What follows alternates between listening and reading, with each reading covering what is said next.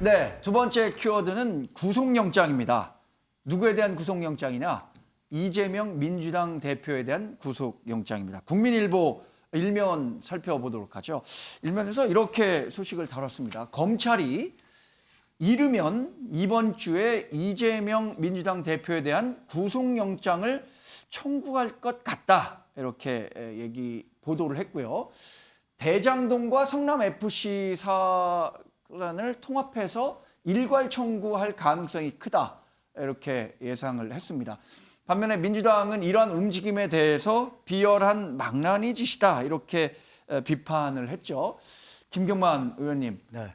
실제로 구속영장 청구 가능성이 상당히 높아진 것으로 민주당 내에서도 판단하고 있죠. 네, 그동안 검찰은 이제 증거나 사실로 늘 싸워왔지 않습니까? 네. 근데 실제적으로 이재명 당대표 조사하면서 사실 증거나 팩트 이런 부분에 대한 언론 보도를 보면은 제시가 부족했다라고 이야기를 하고 있습니다. 예. 그렇게 본다면은 헌정사상 최초로 진행된 야당의 당대표에 대한 수사가 일종의 좀 망신주기 수사다. 이런 프레임이 굉장히 많이 있고요. 예.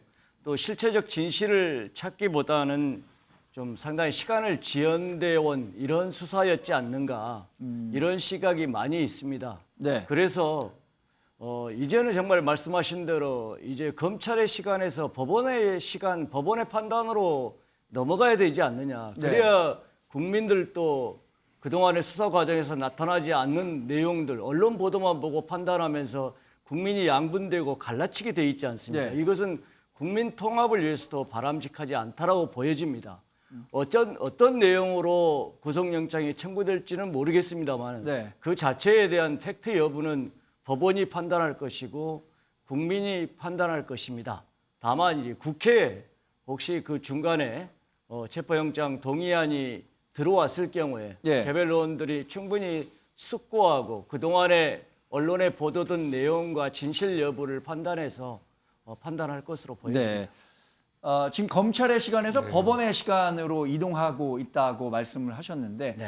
그 사이에 아마 국회의 시간, 특히 민주당의 시간이 있지 않을까라는 생각도 듭니다. 네. 한국일보 오면 기사를 살펴보면 이르면 24일 본회의에 이재명 대표에 대한 구속 국회 표결이 있을 것이다. 그래서 민주당은 아마도 체포 동의안을 부결시키려고 하지 않을 것인가라고 분석을 하고 있습니다. 조윤선 변호사님, 제가 이제 검찰의 시간에서 법원의 시간으로 가기 전에 아마 민주당의 시간이 있을 것이다라고 진단을 했는데 조 변호사님 어떻습니까? 민주당이 지금 만약에 구속영장이 청구되면 현직 국회의원 신분이기 때문에 구속이 집행될 수 없고요. 체포 동의안을 국회에서 처리해야 하는데 이거 지금 의석수만 놓고 본다면 체포 동의안이 부결될 가능성이 큰 거죠?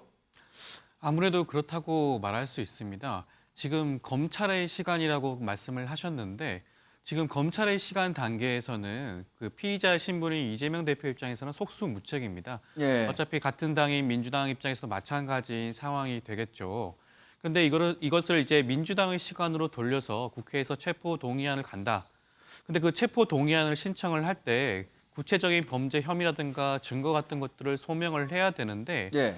글쎄요, 지금까지 나와 있는 바대로만 본다면 만약에 구체적인 증거라든가 그런 혐의가 상당 부분 소명이 되고 입증이 됐다면 그렇다면 또 모르겠는데 지금까지 나와 있는 것으로만 봤을 때는 과연 어느 정도까지 혐의가 소명이 됐는지도 의문이고 네. 그렇다고 한다면 부결될 가능성이 더욱더 높다고 할 수 있겠죠. 네. 관련해서 민주당의 입장도 어제 나온 내용을 중심으로 살펴보도록 하겠습니다. 해도 너무하며 참으로 터무니없고 비열한 망나니 짓입니다.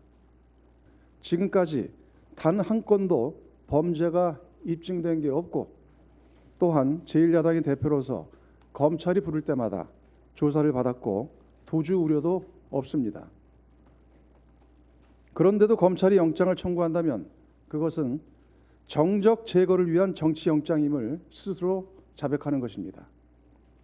세 차례의 소환쇼에 이어 영장 청구 쇼를 하겠다는 것입니다. 그 영장이 청구됐을 경우에 당이 어떻게 할 것인가 문제에 대해서는 그거는 뭐 지금 여기서 그런 부분들을 상정해서 말씀드릴 건 아니고. 네, 아직까지 당이 상정해서 얘기할 부분은 아니라고 조정식 의원이 얘기를 했는데 한국일보 보도를 좀 보면요. 민주당 체포동의안 부결을 위해서 이탈표를 단속할 것이다. 그럼에도 불구하고 20명에서 30명이 찬성할 때는 결과를 장담하지 못할 수도 있다라는 소식을 다뤘습니다.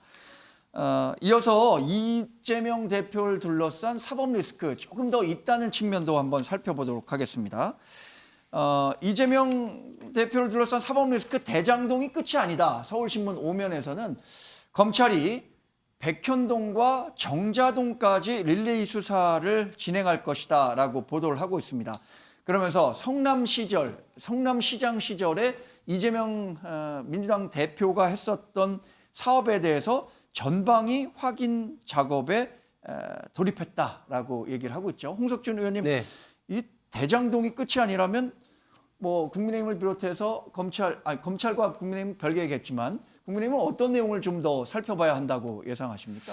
예, 부정부패 내지는 그 뇌물 내지는 이런 어떤 관련해서는 시리즈가 위례부터 시작해서 예. 대장동, 백현동, 정자동까지 그리고 기존에 벌써 이제 조사가 거의 끝난 이제 성남 FC와 그리고 대북 송금 그리고 그 변호사비 대납 그리고 예. 더 나아가서는 또 과거 그 GH 경기도 개발공사에 그 어떤 숙소를 했던 그런 어떤 그 이재명 그 대표의 옆집 관계 뭐 등등 여러 가지 지금 수사 사항들이 있죠. 특히 이제 대장동 위례와 같이 지금 이제 비슷하지만 그러나 완전히 결이 다른 백현동 같은 경우는 네. 어떻게 보면 대장동보다 훨씬 더 심플합니다. 제가 감사원장 인사청문회 가서 이제 그 굉장히 많이 저도 이제 요구를 해서 수사가 이제 시작됐지만 예.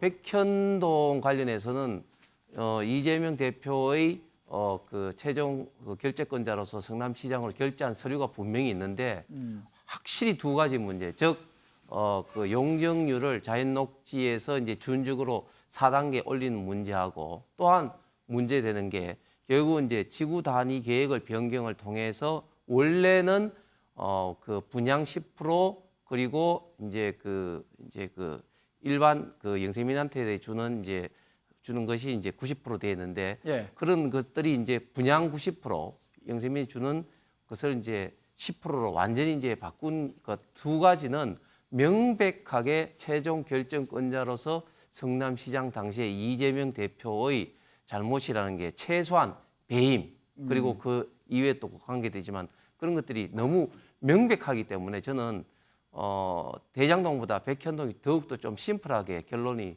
날 것으로 예상이 됩니다. 네. 김경환 의원님, 예, 홍석준 의원님이 이렇게 말씀을 하셨는데 추가로 좀 더 말씀하실 내용이 있을 것 같아요. 이재명 당대표 김성태 쌍방울 회장 소환할 때 그 변호사비 대납 사건이 온 언론에 다 도배를 했지 않습니까? 예. 마치 이재명 당대표 후보가 변호사비 대납을 받은 것처럼 확정적으로 이야기했는데 실제적으로 김성태 회장을 검찰에서 소환 조사를 하면서 그 부분에 대한 적신 내용은 전혀 언급되고 있지 않습니까? 그러면은 대장동 개발 1년여 동안 60여 명의 검사가 수사를 했단 말이죠. 네.